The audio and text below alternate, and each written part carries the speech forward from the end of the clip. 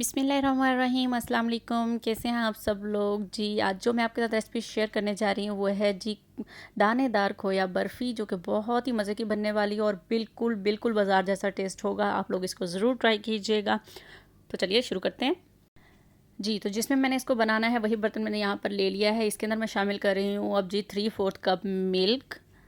Full cream milk है मेरे पास यहाँ पर। अब इसमें जाएगी पाउडर शुगर, 4 बड़े चम्मच इसके अंदर शुगर के हैं। और वो पाउडर बनाया है मैंने, उसका पाउडर बना कर ही डालिएगा, वरना दूसरी चीनी को मिक्स करते हुए डिज़ोल्व करते हुए बहुत ज़्यादा टाइम लग जाएगा। घर में उसको पीस कर उसका पाउडर बना लीजिए तो वो पाउडर शुगर बन जाएगी। ठीक है जी, इसको हम अच्छे से कर लेंगे जी मिक्स। ये देखें जी अच्छी तरह और 1 मिनट के अंदर अंदर मिक्स हो चुकी है। अब मैं इसके अंदर शामिल कर रही हूँ जो नीडो का मिल्क पाउडर। 1 कप मैंने मिल्क पाउडर इसके अंदर शामिल किया है।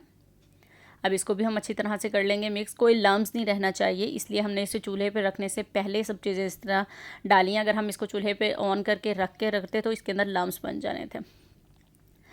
इसी तरह मैंने सब चीज़ों को मिक्स कर लिया है। अगर आप चाहें तो इस पॉइंट पे इसके अंदर वो शामिल कर सकते हैं, इलायची का पाउडर शामिल कर सकते हैं, लेकिन वो मुझे भी पसंद नहीं है। हमारे घर में कोई भी उस टेस्ट को नहीं पसंद करता, इसलिए मैंने शामिल नहीं किया। आप लोग शामिल कर लीजिएगा।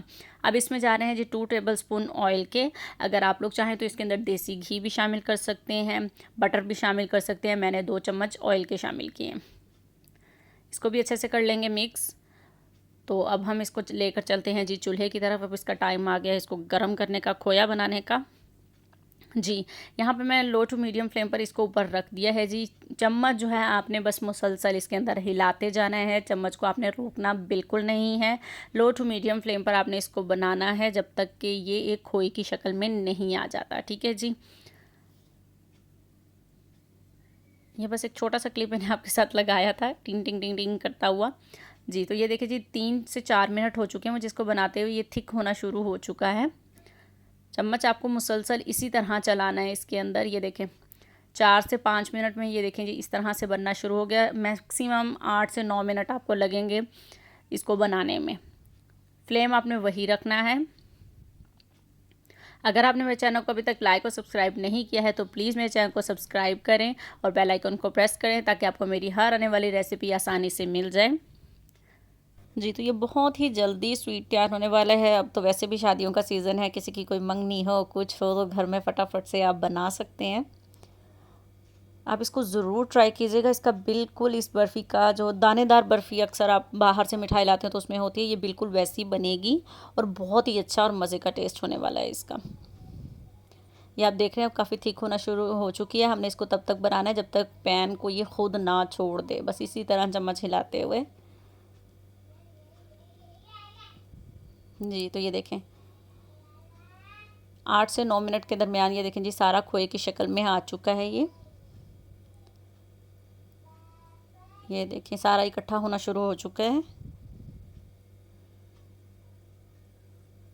फटाफट से बन चुकी है ये, बस बाजू की मेहनत है फटाफट से आप इसको बना सकते हैं। आपके साथ मैं अपने घर की रेसिपीज़ ही शेयर करती हूँ, जो मैं खुद बनाती खाती हूँ वही आपके साथ डेली बेस पे शेयर करती हूँ जी। तो ये देखें जी तैयार हो चुका है, मैंने इसको निकाल लिया है। और अब ये इसको इसके साथ सेट कर लेते हैं। और अब हम ना इसको थोड़ा सा 5 से 7 मिनट के लिए ना रूम टेम्परेचर पर इसको ले आना है। उसके बाद हम इसको रखेंगे जी फ्रीज़र में। फ्रीज़र में रखना है इसको 15 से 20 मिनट के लिए, ताकि ये एक अच्छी तरह से सेट हो जाए। जब हम इसको राउंड शेप में बनाएं तो ये एक अच्छी तरह से शेप इसकी बन जाए। मैं इसको 20 मिनट के लिए फ्रीज़र में रखने वाली हूँ। ठीक है जी, बहुत ही मज़े का लग रहा था, ये ऐसे भी खाया जा सकता है जी। तो यहाँ देखें जी 20 मिनट हो चुके हैं। अब मैंने हल्का सा ऑयल लगाया अपने हाथों पर ताकि इसकी शेप बनाने में मुझे आसानी रहे। बस अब आपने इसको इकट्ठा करना है, गूंदना नहीं है बिल्कुल भी कि ऐसे ऐसे करके आप करें, बस इसकी शेप ताकि दानेदार बने इस तरह से आपने इस खोए को इकट्ठा कर लेना है। ये देखें हाथों की मदद से इस तरह से प्रेस करके, क्योंकि ये बिखरने वाला ही है, दानेदार बर्फ़ी हम बना रहे हैं तो ये इसलिए आपको इसको एहतियात के साथ बस इस तरह से जोड़ तोड़ करके इसको एक राउंड शेप में बनाना है। उसके बाद चाहे तो आप मैं आपको एंड में कटिंग भी करके दिखा दूँगी, लेकिन आप इसको जब खाने लगें तब आप इसको कटिंग करके खाएँ तो बहुत मज़े का लाने वाले हैं आपको इस बर्फ़ी के। देखा है कितनी आसानी से और बहुत कम चीज़ों से हम लोगों ने इतनी सी तैयार कर लिया। अब मैंने यहाँ पर रखे हैं जी बादाम कुछ कटिंग करके इसको डेकोरेट करने के लिए कि अच्छे लगें। ये देखिए मैं इसके ऊपर रख दूँगी और इस तरह से करूँगी। ये देखिए जी सारे अब इसके ऊपर चिपक गए हैं ये। आप चाहें तो पिस्ता वगैरह भी लगा सकते हैं और वो चांदी के जो वर्क होते हैं आप वो भी लगा सकते हैं। अगर किसी के सामने आप रख रहे हैं तो फिर इसको मज़ीद डेकोरेट कर सकते हैं। मैंने इसके ऊपर सिर्फ बादाम थे मेरे पास, तो फिर मैंने इसके ऊपर बादाम लगाए।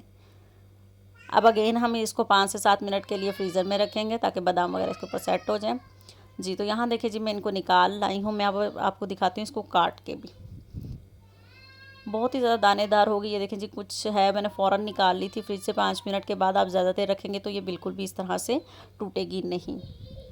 देखिए जी मैं बिल्कुल आपके सामने रियल वाली रेसिपी शेयर करती हूँ, कोई भी इसमें नहीं होता कि हम बाद में कुछ और कर लेते हैं। ये देखें, घर में अब तैयार करें आप दानेदार बर्फ़ी, खोया बर्फ़ी, बहुत ही मज़े की बनेगी। अब मैं आपको दिखाती हूँ जी इसकी फ़ाइनल लुक। ये देखिए जी कितनी मज़े की लग रही है। उम्मीद करती हूँ कि आपको मेरी ये रेसिपी ज़रूर पसंद आएगी और आप लोग इस रेसिपी को ज़रूर ट्राई कीजिएगा। और प्लीज़ मेरे चैनल को सब्सक्राइब करें, लाइक करें और कमेंट करके बताएं कि आपको ये रेसिपी कैसी लगी। मिलते हैं अब अपनी नेक्स्ट रेसिपी के साथ। अपना बहुत सारा ख्याल रखिएगा, दुआओं में याद रखिएगा। अल्लाह हाफिज़। एंजॉय करें।